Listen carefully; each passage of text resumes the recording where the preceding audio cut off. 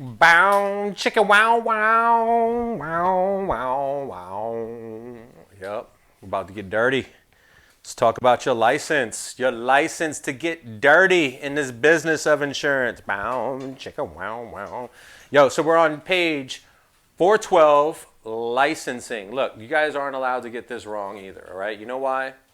Because you see this website right here, myfloridacfo.com. You're going to get mad homework in this section. Why? Licensing. What are you doing right now? Getting licensed, right? If we were to flip to the front of this book and look at the section that we're in, this section is worth 23%, right? That's like 9.6 hours of a 40-hour class. 9.6 hours of this stuff. But anyway, here, if we look at this, so it's 23.9, blah, blah, blah. If you go to section F, and I'm on page S something. What is this? This is S5, right? Section F, licensing. All of these things right here, like one, two, there's 5 sections with a couple little bullet points. So easy. We're gonna blow through this, and like this section will be. I'm gonna set my timer this time, and I'm actually gonna look at it because sometimes if you're setting that timer, and my millennials over here like, yo, Jay, you're going over. I'm like, go over this, right? So here you go. Start. So dot dot dot. 2661 purpose. This is purpose of licensing, right? Take that second line. Require a minimal level of insurance knowledge and competence. Skip a line down. Transacting insurance without a license is a felony. Do you think they want me to make sure you understand unauthorized entities are insurance industry terrorists, right? Under this license type, this is, I feel dumb for having to say this, all right? Highlight the agent. You see you right there, health agent. Agent means health agent. Like, duh, that's all they want you to know. You think that's going to be tested? I highly doubt it. But this, the next one down, viatical settlement broker. I hate these people. Look at this. Look at the way they give you this definition. I don't even have anything for you to highlight here. Viatical broker means a person who, on behalf of a viator, it sounds like something Buzz Lightyear would fight, and for a fee, commission, or other valuable consideration, offers or attempts to negotiate viatical settlement. What? At no time, don't you think that they should define viatical settlement? So here, all I want you to know, it's the word viatical. I actually don't want you to highlight anything there. Steph, viatical settlement is life insurance. I don't know why they make us touch it in this class. However, okay, you have a life insurance policy. That means when you die, they're going to pay you a benefit, right? What if you don't die and you got a crappy policy that doesn't pay you living benefits? A viatical settlement broker will buy your whole life policy from you and give you money up front. You know, like in the midday, you see those J.G. Wentworth kind of commercials, and we'll buy your settlement. We'll buy this.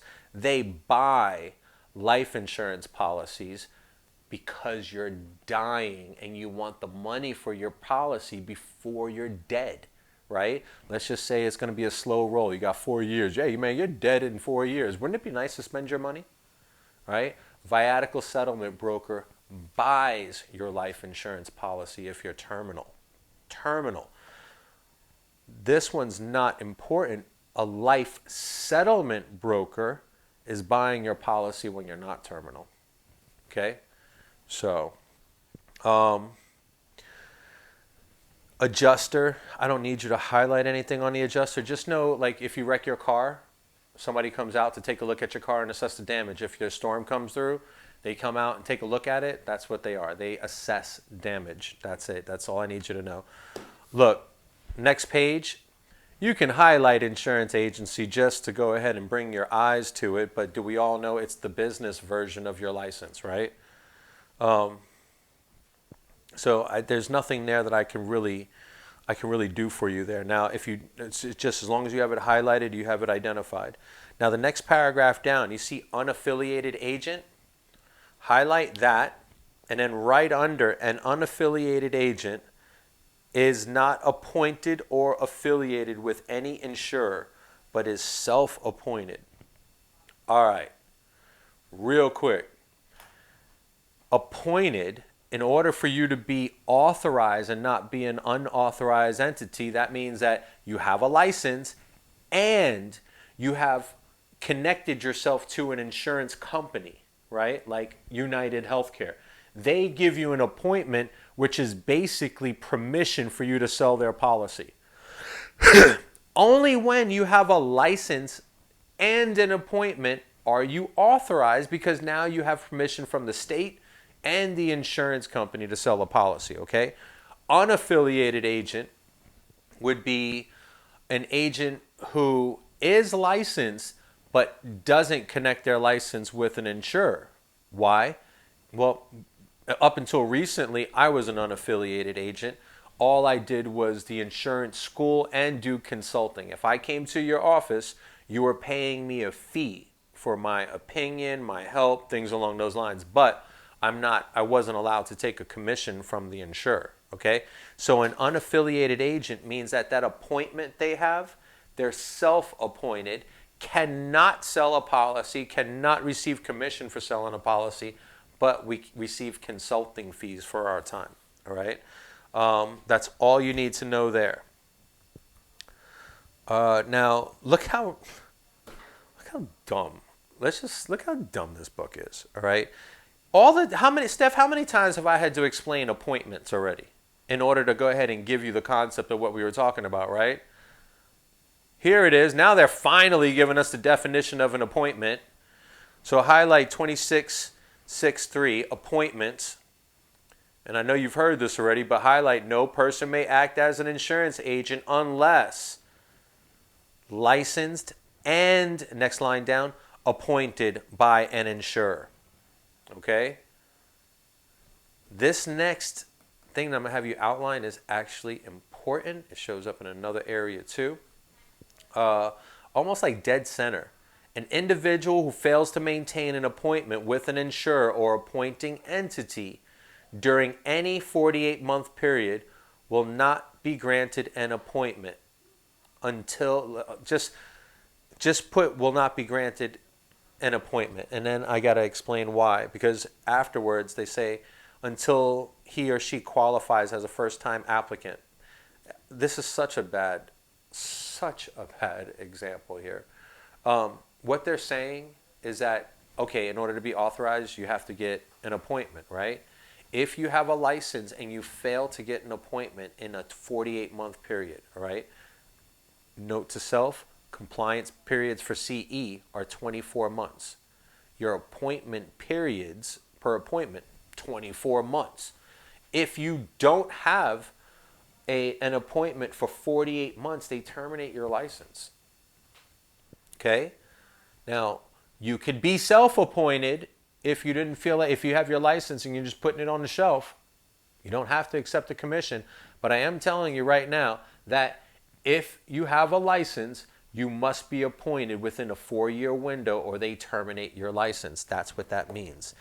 That's why they say until she qualifies as a first-time applicant, because that means you're going to have to come back to this class, pay me, pay the state, and then take the state exam, and then get appointed again. Don't lose your license, especially when I do the CE. Come on, come to Uncle Jay. Uncle Jay gotcha. Gotcha. All right. Term of appointment, highlight that headline right there. I just told you. And then jump to the second line. All the way at the end of that second line, 24 months. And then next line down, on the last day of the licensee's birth month. Yo, please highlight that, remember it, take a picture, write it down. Because like I said, we do continuing education here, right? Same rules apply to continuing education. You have to do your CE every 24 months. You don't do your CE for 48 months, they terminate your license, right? Please, nothing renews on your birthday, people. Do you know how much paperwork the state would have to do if they had to send notices out for people's birthday throughout the month? Everything expires on the last day of your birth month. So the only way your license expires or your CE or your appointment is due on your birthday is if your birthday was your last day of the month, okay? So that's all we need right there. Flip to the next page. 414. Termination. 26632. Appointment termination. Second line down, I want you to take an appointing entity may terminate appointment at any time with at least 60-day advance written notice. Right? Now watch this. Right under notice. Within 30 days after terminating. Underneath that, the appointing entity must file written notice with the department, including the reasons involved in the termination. That is trustworthiness. You do not need to commit a crime in order to lose your license. The state wants to know within 30 days of you terminating, of an insurer terminating an appointment. Why would they terminate an appointment of an agent unless you did something wrong, right? So if they terminate it, now maybe you just went separate ways. The DFS wants to know. No one is making any moves in the business of insurance without the DFS knowing about it. Who's the DFS? The department, a.k.a. Department of Financial Services, a.k.a. CFO's home base. All right. License requirements, 2664. Take, in that first line, applicants.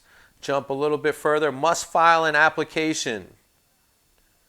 Next line down, underneath application. Meet required qualifications and pay all applicable fees. Skip a little bit to the department. Can we just say, duh, you got to fill out you got to send an application into the department. Would you pay anybody else but the department? No, right? Highlight pre-licensing education, 26641. First bullet point, just highlight where it says completed 40 hours. That's this. Pre-licensing, authorized instructor, right? Licensed and authorized by the Department of Financial Services, not an insurer. Why? Because only the Department of Financial Services issues out authorizations to us insurance education providers. Take that second one right there. See, completed a minimum of 60 hours. That would be if you were doing a different class. That would be for your health, life, and annuities. Actually, Steph, you don't have to highlight that. That's to keep the completed 40 hours. We can skip the next page, jump over to page 416, background check. Right? And we're not talking about looking back at it like this or anything like that. We're talking about background check, like your fingerprints. You run your fingerprints, right? So I'm going to make you highlight a random word in the first paragraph. Just highlight application on that second line.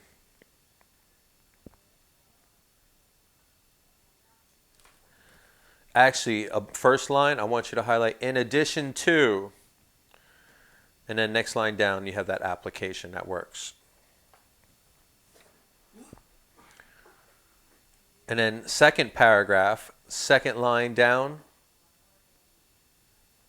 must include submission of fingerprints to the department.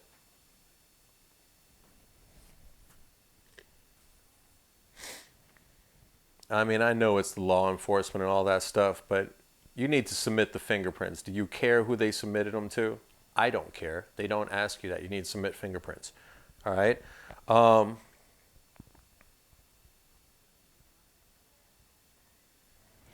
Now, jump down kind of towards the middle of that paragraph. 1, 2, 3, 4, 5, 6 lines up from the bottom. 1, 2, 3, 4, 5. Actually, it's 6 lines down. All right, you see where it says submitted fingerprints? Highlight that. Submitted fingerprints. And then later in that line, in the preceding 48 months, does not have to submit them again. Right under that, though, you don't have to highlight this, but you see the department reserves the right to require them. The department reserves the right to do whatever they want. Don't forget that. All right. Now, this next one's important because this is to all you felons out there. You can just pack your book up, close the book. Party's over, guys. Sorry, I mean I can kind of talk a little shiitake about it because you're not getting your license anyway. But right here, I want you to go ahead and look at. Before you go, I want you to make sure you know where it's at. An applicant. Sorry, I highlighted applicant found guilty or pled guilty or no contendere to a felony of the first degree. A felony, and then jump over a little bit, a felony involving money laundering, embezzlement, or related to financial services is permanently barred from licensure. So what I want you to know here is that a first degree felony is a little bit more serious than a third degree felony. They're all pretty serious. You see, I get all tight when I just hear the word felony, but like, first degree felony in the business of insurance would be you stole over $100,000. In the real world, murder, rape, all kinds of heinous things are first degree felonies. But for the purpose of the class, don't split hairs. It's got a felony, you ain't getting a license. So, peace. This next one down, this license examination, is silly. If you look on the next page, look what, if I was going to make you highlight anything, the department has to tell you. How long does the department have to tell you you passed the test? 30 days. 30 days. 30 days. That's it. Next page. Right? Retaking the examination. Look, I want to make sure that you guys know that last year, 2022, I was almost perfect. I made it to the very end of December before I had my first student fail. All right? Never would I expect to have to go over this again because none of you guys are going to fail. But retaking the examination, that's the state exam, all right? Go down to the last line, 5 times in a 12-month period. Right? So you fail it, you can fail it 5 times in a 12-month period. I'm telling you right now, you fail it, you did not come to this class. You were pulling a David sleeping through the using. He just go like this, right? This is how David studies. He goes like this. He's reading. I'm going through, and his head will drop. He goes, yep.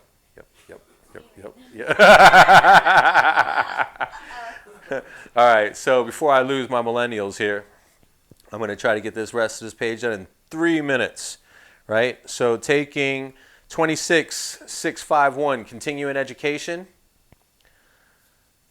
That first line right there, I'm going to make an update in my book. You see where it says complete a 4-hour law and ethics course every 2 years? Does yours say, what does yours say? Complete a 4-hour law and ethics. All right, I want you to highlight that. Everybody else who has a book, like a 35th edition, 34th edition, anything prior, that was 5 hours. So please, if it says 5 hours in your book, cross it out, make it 4 hours, okay? So what they're saying there is that they're not saying you only have to do 4 hours of law and ethics, but this class, this section of this course that we're doing right now, this is the law and ethics CE class. So you didn't hear this from me, but if you hold on to your practice test that I'm going to give you after you pass the test, you got to do your continuing education, 4 hours of law and ethics. What do you think I covered in the 4 hours of law and ethics? I basically condensed 9.6 hours of law and ethics into a 4-hour class. I'm trying to stretch this out as long as possible, people. Nah, that's not true. I'm trying to blow through it so we can review it later. All right, so you got that. Now, jump down to the underneath those bullet points. You see where it says, in addition to the 4-hour course, 4-hour law and ethics course. So I want you to highlight that. And in the margin, well, you probably have your highlighter, so let's highlight first. Highlight 4-hour law and ethics course. And then next line down, must also complete 20 hours of elective continuing education.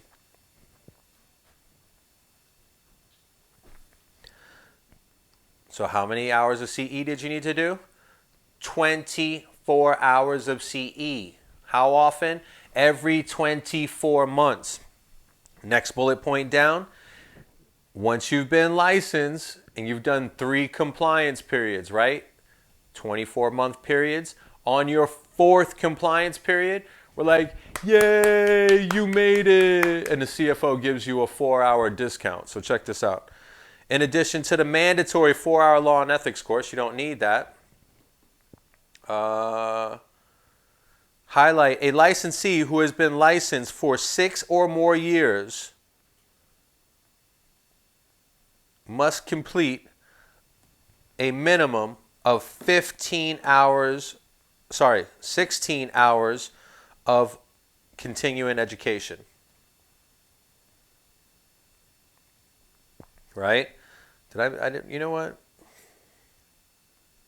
What did I just make you highlight? We didn't highlight anything in the first line, did we? Last thing you had us highlight was in addition to the mandatory 4-hour law, there's 20 hours of. Oh, okay. So we did grab that. All right. So just remember that. 6 or more years, you only have 20 hours of CE, 4 of those hours of this law and ethics. Why do you need to remember that? Because I'm going to give you a practice test. You're going to take the practice test. You're going to hold on to the practice test. Say, yo, Jay, I'm ready for CE. And then you're going to whoop it back out and kick it in because you know all the answers to my test. So there it is. All right.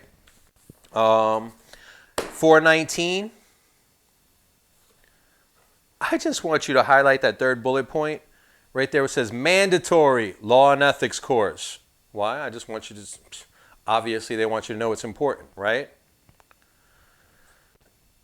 Now skip over that big paragraph, the little paragraph after that. You'll see that it starts with excess hours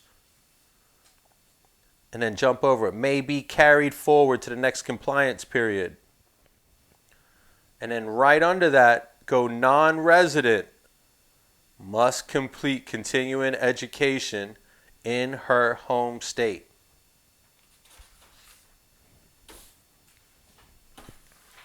Go to page 420, right? Watch this. See that top 26652, communicating with the department? Look how they did you here, okay? Look at this. Just highlight 20 days to respond, consumer complaint. Be careful, guys. All your questions I ask you for 20 days are going to use the word complaint in there because communicating with the department doesn't sound like something official. Communicating with the department should be 30 days unless it's about a complaint. And that's what this was, complaint. So watch that. Next one is record keeping. Highlight that. First line, must notify the department within 30 days. And then skip all the way down, 3rd line from the bottom towards the end. Fine not to exceed $250 for the first offense. That's kind of standard. Any kind of paperwork fine or something like that is about $250 for the first offense. Do you know why I jumped over all those little miscellaneous things that they listed in that paragraph? Because if you change any aspect about your life, your email, your phone, your address, or anything, you must tell the department within 30 days. You get arrested, tell them within 30 days. You have, a great time at Tijuana Flats, tell them within 30 days, please, all right? So just remember that. Now, administrative actions, right underneath it, highlight that first portion right there. I wouldn't even highlight administrative actions. Just highlight within 30 days after the final disposition of, don't care, within 30 days. Criminal action, what am I going to tell you to highlight? In that first line, towards the end, within 30 days, if has pled guilty or no contender, no contender.